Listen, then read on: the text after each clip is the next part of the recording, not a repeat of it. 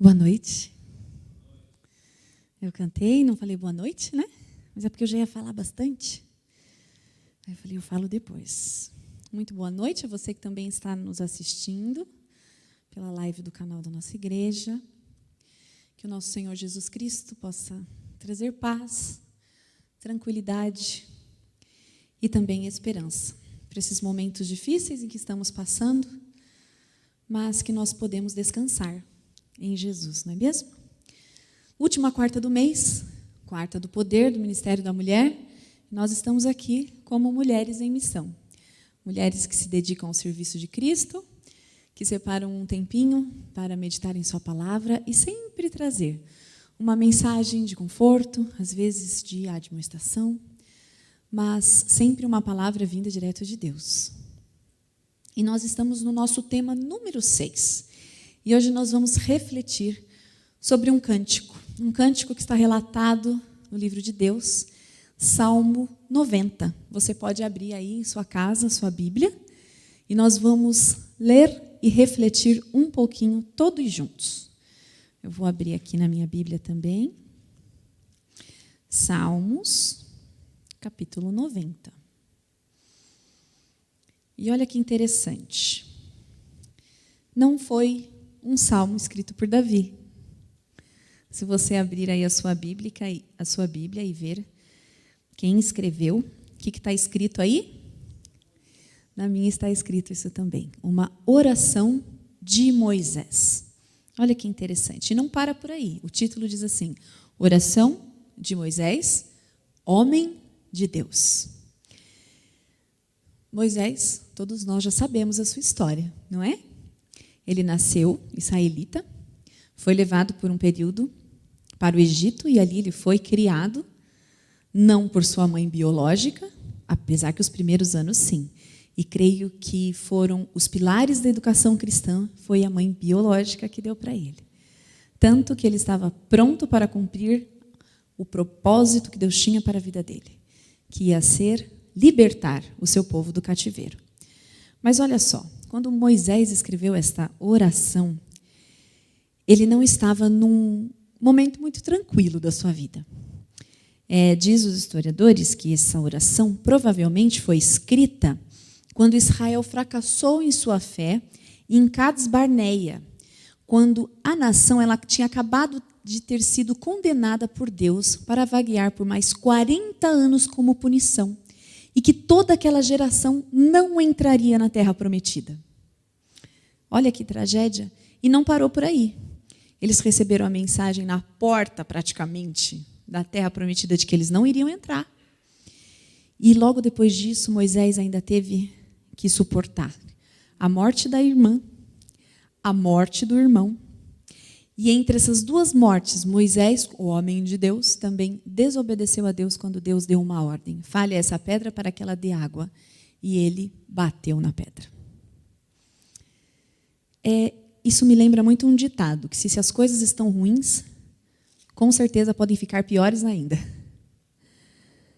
E contradiz aquele outro ditado de que tudo vai dar certo. Já viram? Os positivos sempre pensam nisso. Mas o que nós podemos tirar dessa oração? É uma oração que, a princípio, vai parecer triste e que fala mais de morte do que de vida. Mas, no final, nós vamos ver que, até em meio às tribulações, nós podemos descansar no Senhor. Vamos lá, então, começar a ler? Verso número 1. Senhor, Tu tens sido o nosso refúgio de geração em geração. Antes que os montes nascessem e se formassem a terra e o mundo, de eternidade a eternidade, Tu és Deus. Desses primeiros 2 versos, Moisés ele relata aqui que nós somos viajantes. E ele põe diante de nós a eternidade de Deus. Para todos os mortais, a vida pode ser uma peregrinação, que se estende desde o nascimento, passa pelo ciclo da vida e se encerra onde? Na morte. Mas para os cristãos, é uma jornada que vai da terra para o céu. Um caminho não muito fácil. Mas como você tem descrito os seus dias? Seus dias têm sido fáceis? Eu não sei os seus, mas os meus têm tido altos e baixos. E quando eu ligo o jornal e abro o meu WhatsApp ou qualquer grupo, eu vejo que os dias também não têm sido fáceis, nem para você que está em casa e nem para os meus amigos na fé. E os meus irmãos também. É a falta do dinheiro, é a falta do emprego, é a luta pela vida.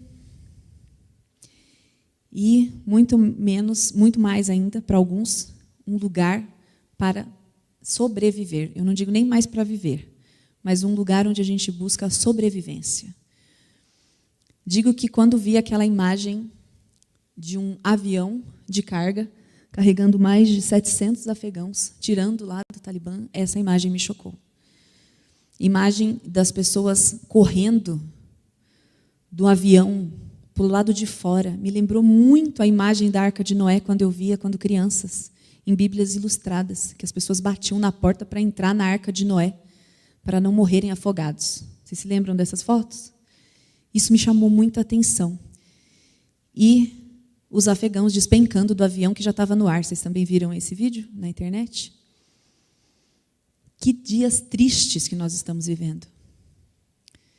Mas, se nós ainda temos um país tranquilo, uma casa, uma mesa onde não falta o pão e a água, temos motivos para louvar e agradecer o nome de Deus, porque Ele tem sido fiel em suas promessas. Em Gênesis 47, 9, eu não vou ler para vocês, depois vocês leem. Jacó, ele estava numa conversa com seu filho José e ele relatou os seus dias. Olha só o que disse lá. Os dias dos anos das minhas peregrinações são 130 anos. Poucos e maus foram os dias dos anos da minha vida. E não chegaram os dias dos anos da vida nem dos meus pais e nem das peregrinações deles. Jacó relata os seus dias sendo poucos e maus. Não sei quando vai ser a minha data de validade, mas eu quero que eu não diga tão como Jacó, que os meus dias foram poucos e maus. Mas quero que tenham sido poucos, talvez, e, na maioria deles, apenas bons. Já é um bom começo. Com fé e esperança, não é assim que devemos pensar? O segredo de Moisés, nesses primeiros capítulos, é refletir de que Deus era o seu lar. Ele fala que o Senhor era o refúgio dele. Como assim? Moisés fazia de Deus o seu lar. Não era a tenda onde ele vivia. Não era o tabernáculo onde ele congregava com os seus irmãos. Mas ele fazia de Deus o seu lar. Moisés, ele viveu no Senhor. Quando ele quer dizer, tu tens sido o meu refúgio de geração em geração. E de eternidade em eternidade, tu és Deus. Deus era o seu lar como um único propósito norteador. Antes de fazer qualquer coisa, Moisés falava com Deus. Lá em Êxodo é relatado que antes mesmo da construção do tabernáculo, no meio do povo de Israel, Moisés ele construiu uma tenda do lado de fora do arraial, isso está registrado lá em Êxodo 33, de 7 a 11, onde ele ia falar com Deus, onde ele ia ter com Deus. E engraçado que as pessoas sabiam que ele ia lá, porque toda vez que Moisés saía do arraial e ia até essa tenda, a nuvem que guiava o povo durante o dia e a chama que guiava eles durante a noite, ela descia exatamente na posição daquela tenda. E o povo ficava na porta da sua tenda, na porta da sua casinha, olhando para lá, porque eles sabiam que Moisés estava com Deus. E saía fumacinha às vezes da tenda. Aquilo representava a presença de Deus com ele e com o povo. Nós devemos permanecer em Deus. Aprender a fazer de Deus o nosso refúgio e a nossa fortaleza. Porque nós só vamos encontrar paz em meio às aflições e em meio às dificuldades se estivermos conectados ou se estivermos em Deus. É como se nós entrássemos dentro de Deus, entendem? E nós só vamos ver os propósitos de Deus se realizarem em nossa vida se nós estivermos conectados com Ele. Moisés era o homem de Deus porque entendeu qual era o propósito que Deus tinha para a vida dele. E ele escolheu permanecer em Deus. E a aliança de Deus para com o seu povo foi cumprida através de Moisés. Para as pessoas do mundo antigo, as montanhas simbolizavam tudo o que era de mais duradouro e confiável. E para o povo de Israel, as montanhas representavam o Deus eterno. Então, quando eles estavam no arraial e olhavam para o horizonte e viam aquelas montanhas, eles compreendiam um pouco mais do poder de Deus e da eternidade de Deus. Vocês já olharam para o horizonte? Essa mesma essência eu tenho quando eu vou à praia. E eu me sento ali na cadeirinha e olho o horizonte do mar. Não parece que ele é infinito? Parece que ele não tem começo e não tem fim, ou que apenas só tem começo, que às vezes chega até o nosso pé. Mas se você olha para ambos os lados, você não tem como dimensionar o tamanho dele. E ele vai ficando cada vez mais gigante se você entra mar adentro, não é? E eu fico pensando que Deus é tão grande assim. Então, para Israel, Deus era tão grande, tão eterno assim, quando eles olhavam para as montanhas. Quando você olha para a natureza, qual é o ponto, qual é o foco que você olha e fala: Deus é maravilhoso, Deus é eterno, e de eternidade em eternidade sempre será Deus. Vocês já pararam para pensar? Faça disso um exercício. Geralmente, aquele ambiente que você mais gosta, que você mais sente paz, e que você olha, que não tem começo e não tem fim, e que Ele sempre está ali. Isso é um pouquinho para a gente entender nessa nossa mente limitada do que é a eternidade de Deus. Deus foi um lar para muitos dos personagens que estão relatados na Bíblia. Mas esse lar, até mesmo o nosso lar terreno, ele é um lar finito, que tem começo e fim. Quantas vezes vocês já mudaram de casa? Eu, ao todo, de menina solteira até para depois de menina casada, eu já devo ter mudado de casa pelo menos umas 10 vezes. Parece quase uma cigana, né? 7 foram só no meu período em que eu morei com a minha mãe e com o meu pai. E 3 depois que eu casei. E você vê a mudança, você vê a troca, a mudança dos espaços, e cria um sentimento, às vezes, de que você não cria raiz, não é?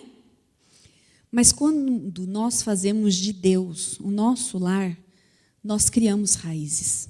Deus fala que Deus fala que Ele é a videira e que nós somos o quê? Os ramos. E que quando nós estamos conectados em Deus, nós fazemos dele a nossa casa. E na nossa casa a gente encontra sustento, alento, proteção, tranquilidade, não é mesmo? Leite fala que o nosso lar deveria ser um pedacinho do céu. Então, se nós estamos conectados em Deus e estamos nele, nós já podemos ter uma brevidade do que será o céu se nós estivermos ligados com Deus. Vamos ler João, capítulo 15.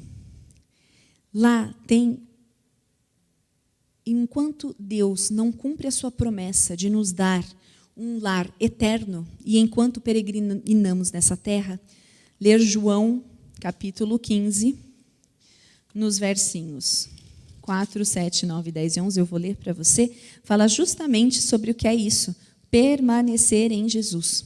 Vamos lá. João, capítulo 15, o versinho 4 primeiro.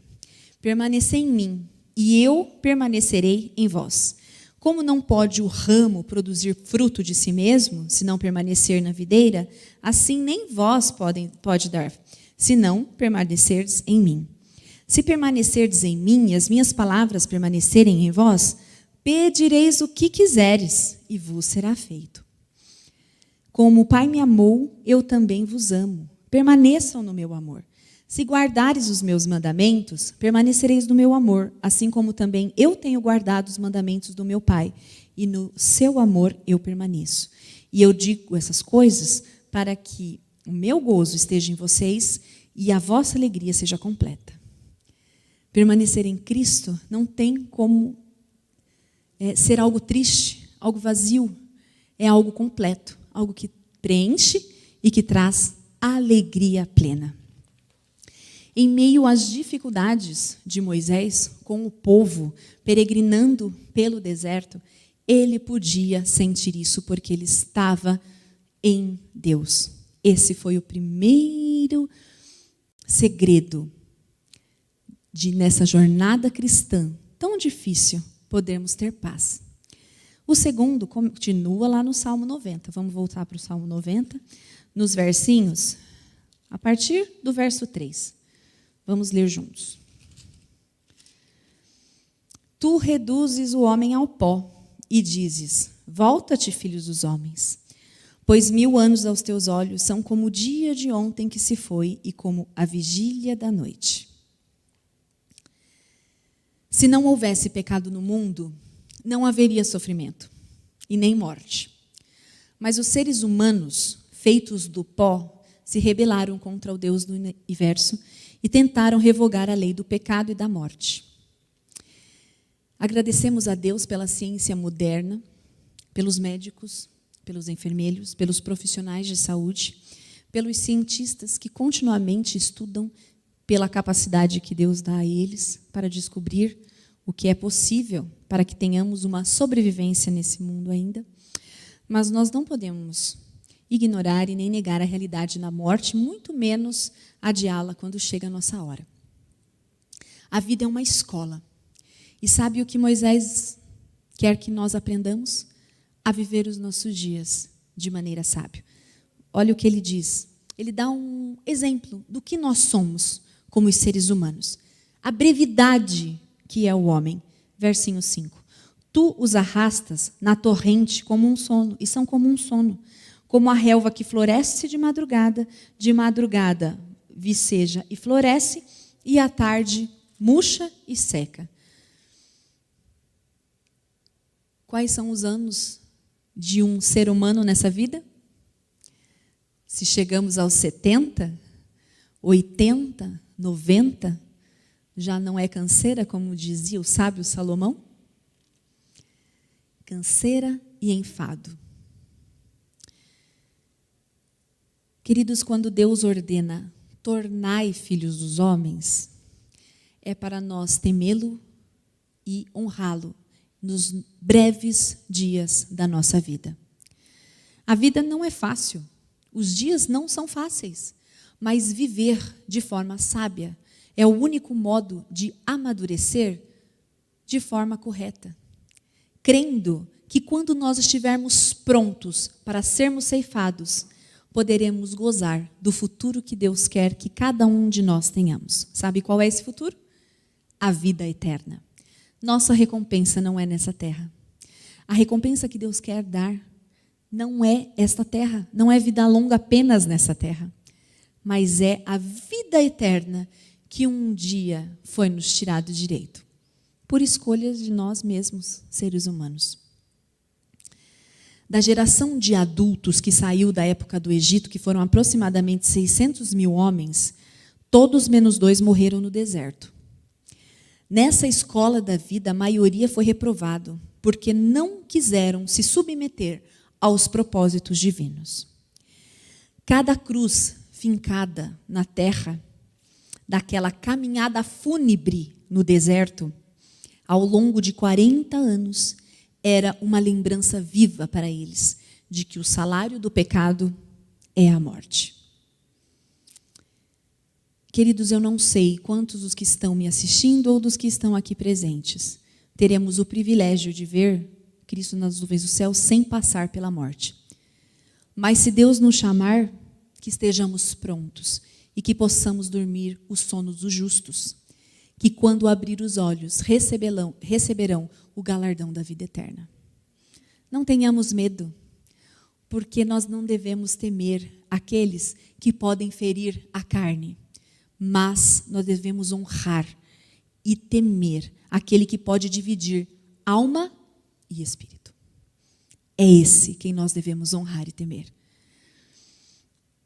Deus respeita as nossas escolhas, mas estejam cientes das consequências delas.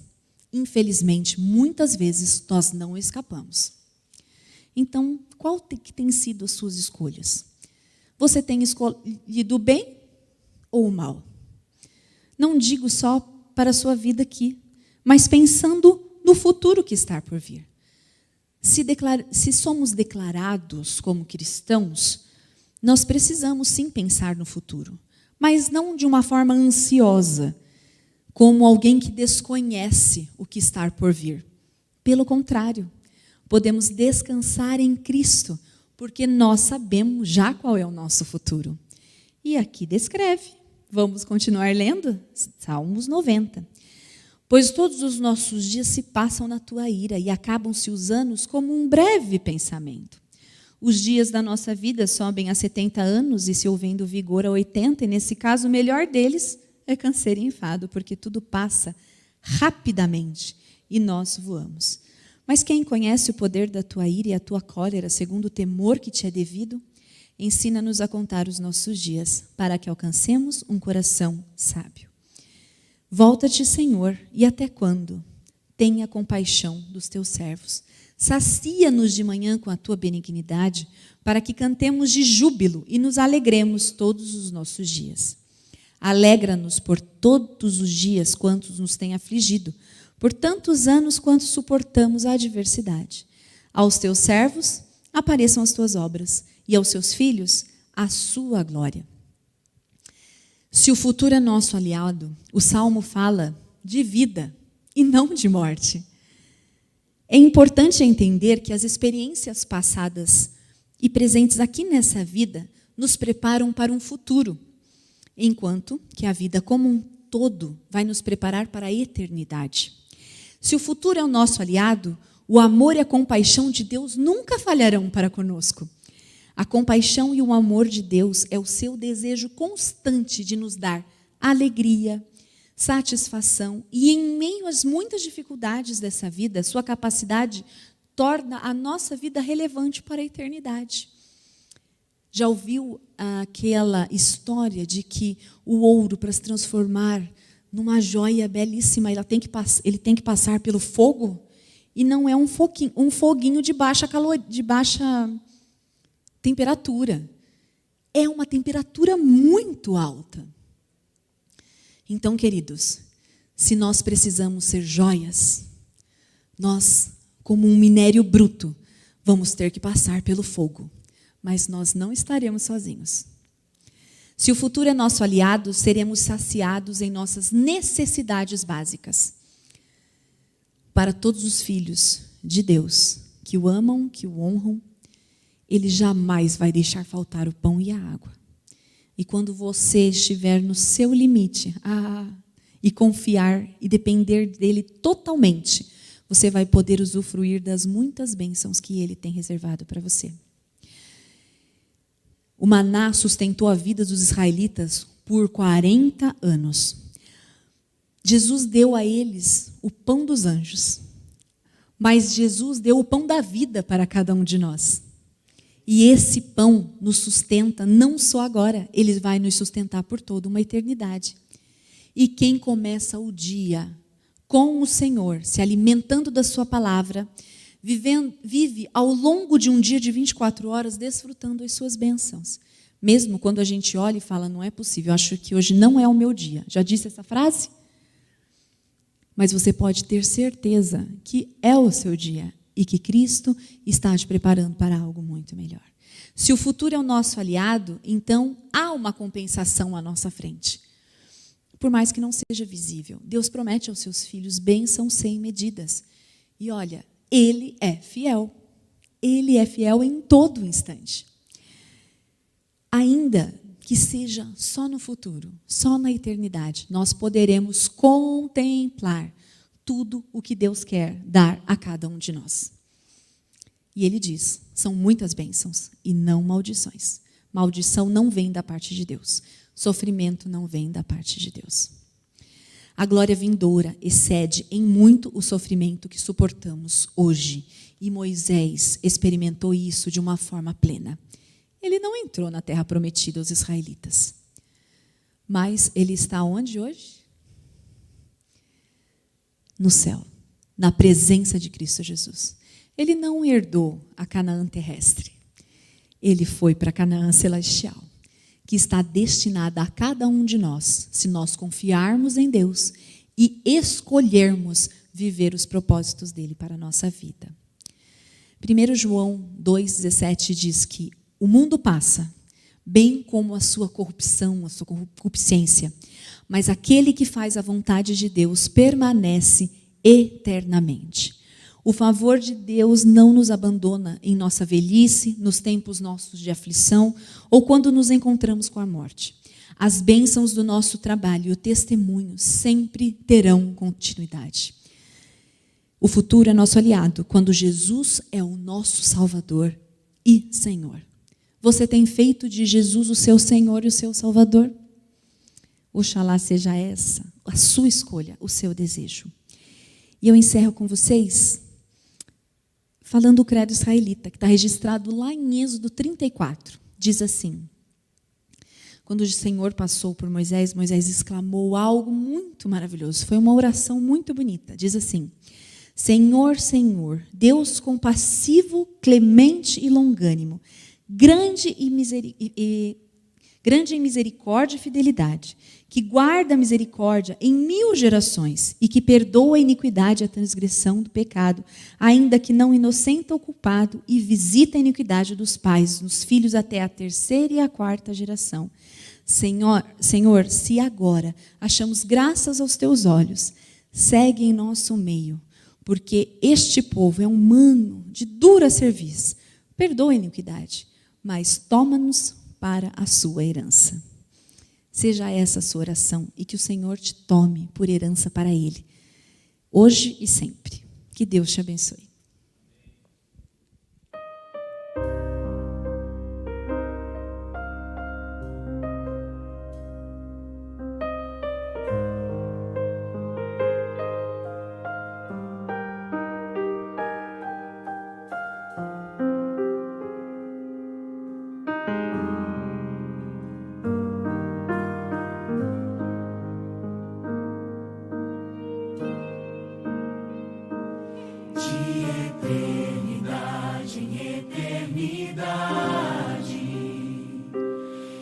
Exaltado seja em tua beleza, digno de louvor,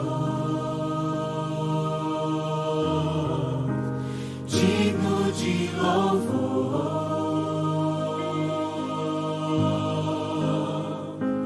de eternidade em eternidade. Exaltado seja em tua beleza, digno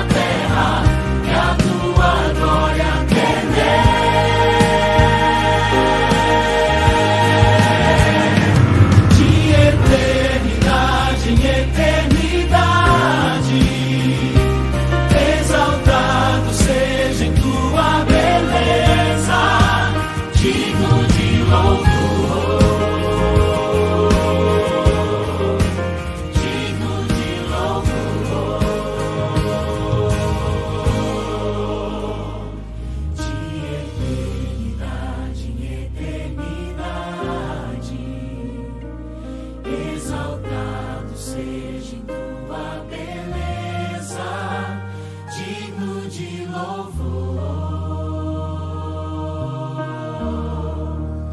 digno de louvor.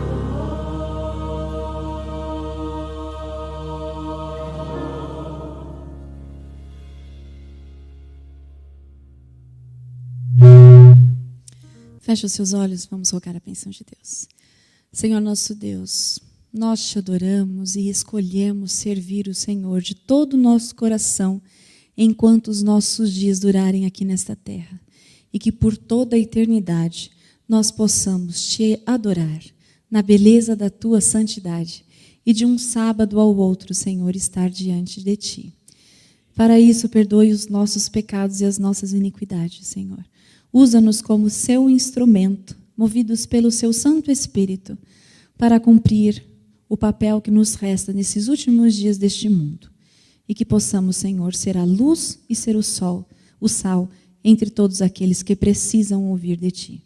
Dá-nos a tua paz, um restante de semana sobre os teus cuidados e as tuas bênçãos. É o que nós te rogamos em nome de Jesus. Amém.